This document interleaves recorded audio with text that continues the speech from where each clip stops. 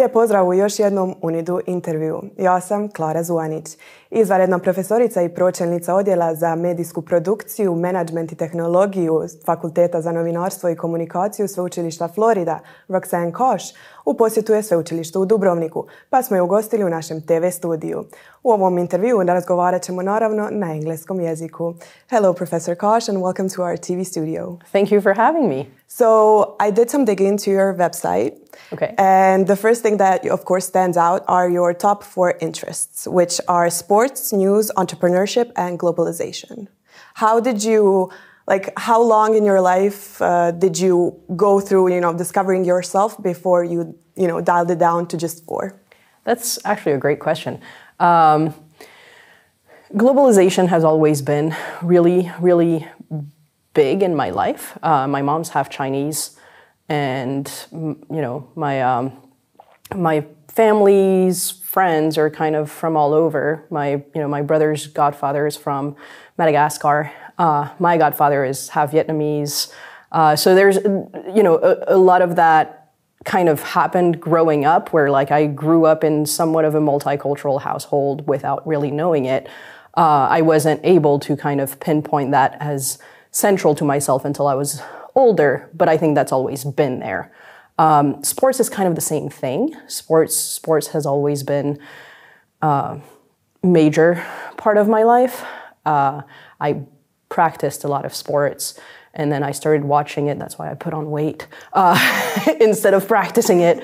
But when I was about 12 years old, I was in the car with my parents. I have 2 brothers. My 2 brothers were sleeping, so I was by myself with my parents, kind of. And I asked them, if I want to work in sports, what can I do? And so they started listing different jobs, which when you're 12, there's a lot of jobs, you don't really know what they are. My dad was really trying to drill in sports medicine. He kept bringing it back up, but I had no interest in that. And at some point, my mom said sports journalist, and I was like, oh, that's what I'm going to do. And so I was 12, and I kind of zeroed in on that. And 7 years later, I got my press card as a sports journalist in Paris. So, sports was always really big, and that was always what defined me. And through sports, I found news, if you will. And so I was a little bit older for that. And then entrepreneurship is something that came much later, when I realized it's about taking agency in your life. I've never had my own company specifically.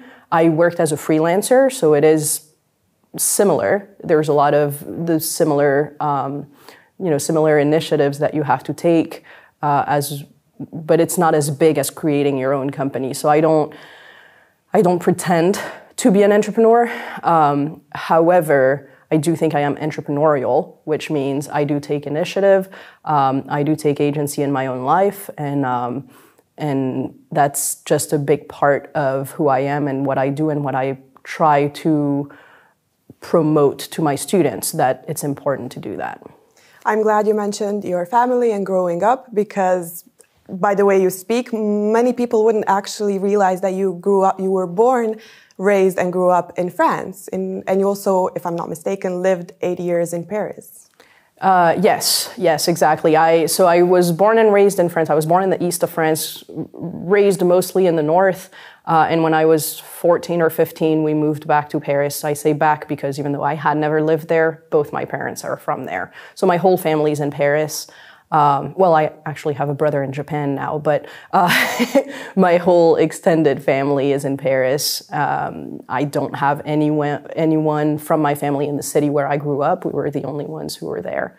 But I grew up in a city called Amiens, which is about 120 kilometers north of Paris. It's actually where President Macron is from. So that's its claim to fame lately, is that the current president of France is from there.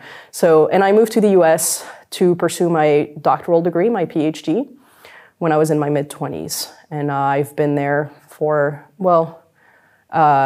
most of the past 15 years. I did spend, 1 year I was away, and I lived most of that year in Mexico. Well, coming from, French culture, European culture to American culture, how did the transition go? What did you pick up from, American culture, or what did you come with from France that just stayed with you? That's funny because that's a question that comes back a lot. A lot of people ask me that question when they know about my background. And it's hard to pinpoint because I think I really am a product of both countries now. And it's hard sometimes to kind of be able to list the different things, right? But I think when it comes to France, European culture, I tend to be about enjoying life more than anything else. Like I'm a workaholic. I work a lot, which is very American of me, although it's also like I get that from my father, who was absolutely not American. He was very, very French. But even though I'm a workaholic, I would not be if I didn't enjoy my work. The reason I am is because I enjoy my work and I see it as a fun thing in life. Of course, there are things that I don't enjoy, but I would say 95% of my job I love. There's always that 5% where you're like, ugh, because of course I'm still French, so I'm going to complain. But yeah, so I think that part of enjoying life and not, worrying about, work, money all the time, the way Americans tend to do, and just living to live and not living to work. Even though I am a workaholic, it's still a big part of my life because I do think my work is fun. I think part of what I do that's American now, or what I expect that's American now, is customer service.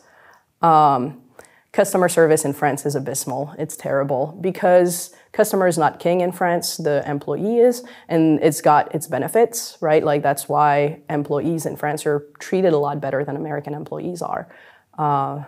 But the customer service is terrible. And so I do have higher expectations sometimes when it comes to if I buy something, if for whatever reason I want to return it, I want to be able to return it and whatnot. And so those expectations have shifted, and I see it every time I go back to France to visit my family. Well, you're a workaholic. Your working hard got you where you are right now. Going back to your interest, you kind of combined those when you partnered with the Rio 2016 organizing committee, which allowed 40 students of University of North Carolina to cover the Olympic Games as flash quote reporters for the official Olympic Newswire service. Yeah, so it was the University of North Carolina, which is where I did my PhD, and the University of Memphis, where I worked at the time. So that also is actually a good example of taking agency in your life, because how that came about is, so back in 2008, there was the Beijing Olympics. The University of North Carolina, which, again, is where I did my PhD. I wasn't there yet. I moved there in 2010. But in 2008, the University of North Carolina took students to Beijing to cover the Olympics as part of the Olympic News Service, ONS. And that was it. They did that in 2008, and in 2012 it didn't happen because it was in London. And basically the reason it existed in 2008 is because in China they were struggling to find local students who could provide coverage of the Olympics in English. So they created these kind of bridges to universities in English-speaking countries. And so in 2012, that program went away since it was in London, and obviously in England it's very easy to find English speakers. And in 2014, I covered the World Cup in Brazil, and I noticed a lot of Brazilians don't speak English. And I had that knowledge about North Carolina, having gone to Beijing, because I had, during that time between 2008 and 2014, I completed my PhD at the University of North Carolina. And so I was like, what if Brazil needs English speakers? And so I started sending emails. I went online, looked for email addresses I could reach out to. And to this day, I have no idea which email made it to the right person, but one of the emails made it to the right person. It was forwarded a bunch of times probably, and it made it to the head of ONS. And so I started talking with her, and we agreed on 40 students. We started negotiating and whatnot. We agreed on 40 students, and I knew that at the University of Memphis, where I taught at the time, I would have a really hard time finding 40 students because it's a smaller university. So I went back to my mentor and advisor at the University of North Carolina and said, hey, what if we split it, and did University of Memphis and University of North Carolina. And so that's how that happened. And it was great. The organizing committee, they didn't pay the students. However, they provided housing for like the month that we were in Brazil, which is great. And they provided food as well for most of the meals. So that worked out pretty well. And in 2020, we had in Tokyo, we were supposed to go there as well with the University of Florida. I had since moved from the University of Memphis to the University of Florida. But of course, COVID kept that from happening. So, and then in 2024, I was selfish and was like, I want to enjoy the Olympics in my hometown, so I'm not going to do a program. I did do a program for the Paralympics. Mm-hmm. So I brought 15 students to the Paralympics in Paris this past August, September. I'm sure that, putting to use what they learned in classes meant a lot to those students, using it as, a practice for, work in their futures. Yeah, I hope so. I mean, I think so as well. Several of them went on to have really awesome jobs in the media industry. Several of them, most of them in the sports media industry. So I think it paid off for at least several of them. At the University of Florida, and me in general, but at the University of Florida as well. And that's why I think I kind of found what we say in the university world is we say, I found my academic home at the University of Florida, in great part because of how they understand pedagogy. And that's education, right? Like, so the teaching hospital method is what they call it. So it's kind of like the College of Journalism and Communications, where I teach now. It has 4 departments, including mine, media management and technology. And so we have a newsroom, we have, an agency that provides PR advertising type of services, and there's a lot of hands-on opportunities. That teaching hospital method is kind of like, if you think of shows like ER, Grey's Anatomy, where you have those residents, right, who learn from professionals, but then they have a chance to do it themselves. So we have the same thing. Our newsroom has professional staff members, and the students are learning from them, and then they have a chance to do it themselves. So that's why we call it the teaching hospital method, and it's very central to what I believe as an educator. So that's why I think I found my academic home. Exactly. As I found on your webpage, you said, and I quote, professors should keep up to date with current practices. How do you do that? Yeah, it can be really hard. I still try to do it a lot. Now that I'm an administrator, because I'm the chair of the media production management and technology department. So I also have administrative duties, which makes it a little bit more complicated. But so for several years, what I did, and that made my life a lot easier, is every summer, so a lot of the professors in American universities, they have 9-month contracts. So in the summer, they're not paid, they're not under contract. And so in the summers, I would just go back to the industry. So in 2014, as I said, I covered the World Cup in Brazil. I was already teaching.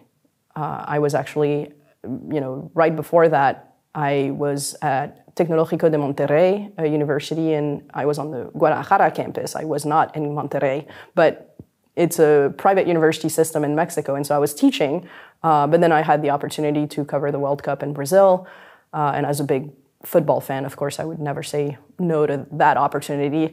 And so, I kind of went back in the industry for a summer. In 2015, I did the same with the Women's World Cup in Canada.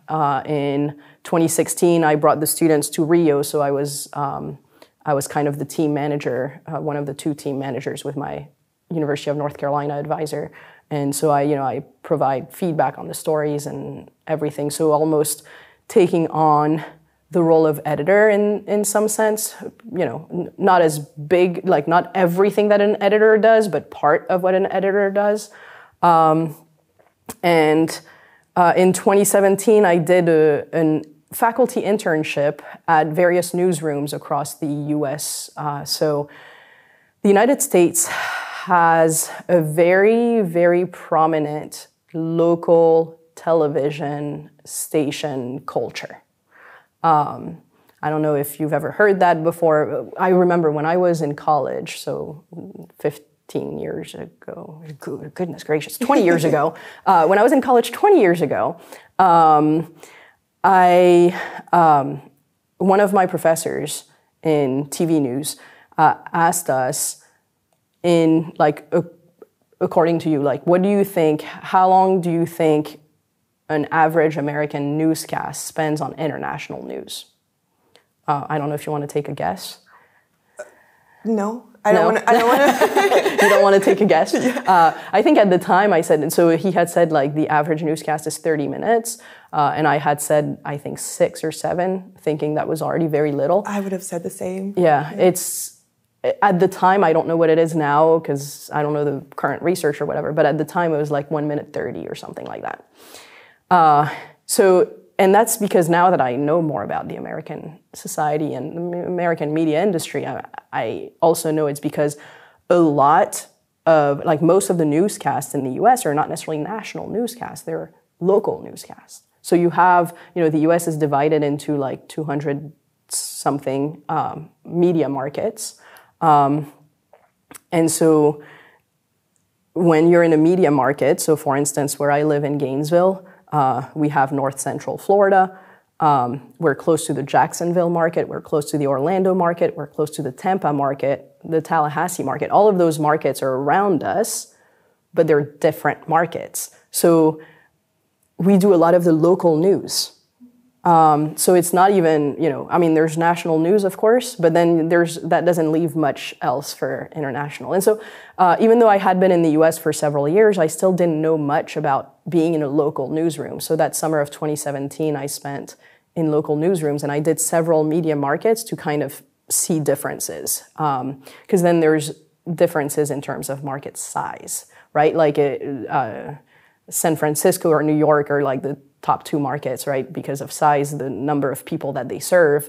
I didn't do either of those, but I did Charlotte, which is in the top 10. I did Memphis, which is where I lived at the time and is in just outside the top 50, 51, 52.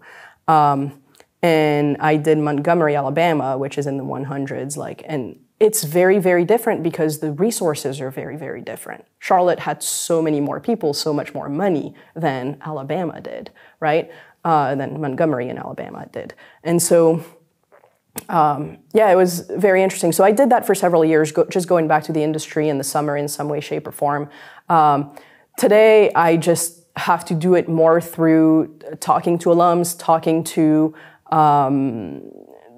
friends who are still in the industry, and trying to shadow them if I can on one day here and there, just because now that I'm an administrator, I don't have my summers anymore. I do have a 12-month contract now, so it's more traditional job, if you will. Well, talking about your visit here at the University of Dubrovnik, you gave a guest lecture to students of the undergrad study of media and mass communications. You addressed current trends in the media industry, such as the digital transformation of television production, the influence of social networks, and the role of artificial intelligence in shaping media content.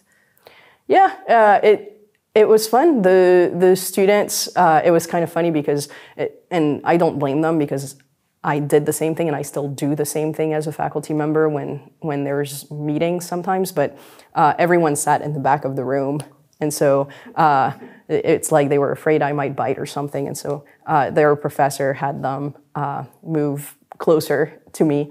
And during the lecture, I actually had a slide where I was like, your turn, like, tell me about this. And I was like, this is the slide that, you know, you were scared of. This is the slide that you sat in the back for.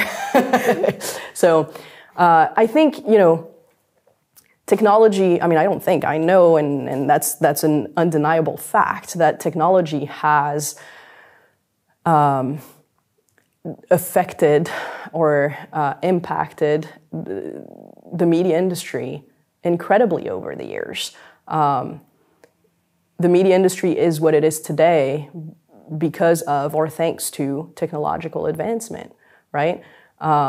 Whether that's like the cameras or, you know, one of the examples I gave too briefly, I didn't do a whole history during the lecture, but one of the examples I gave briefly was the telegraph. The telegraph completely revolutionized the media industry because all of a sudden you could be, you know, you could get news from Paris here in Dubrovnik in a few minutes. That was absolutely incredible at the time because before that you would have needed days for the horses to get to Dubrovnik, right? Like probably weeks even. And so there's inventions that you don't necessarily think about that have made the media industry what it is. And so I think part of the thing that we need to think about today is what are those technologies right now that are going to affect the media industry by this much, by, you know, a lot over the next few years. Obviously, artificial intelligence is something that comes up a lot, but there are probably others. I want to end this interview with one sentence that you said, which on your website, which is new technology and media tools can change the future of girls and women around the world. Can you elaborate a bit on that? Yeah, so this is funny because I haven't looked at my website in years. And so I was like, what is this sentence? I don't remember what I wrote. Definitely don't do this. But so I think it was probably written in a sports context, especially.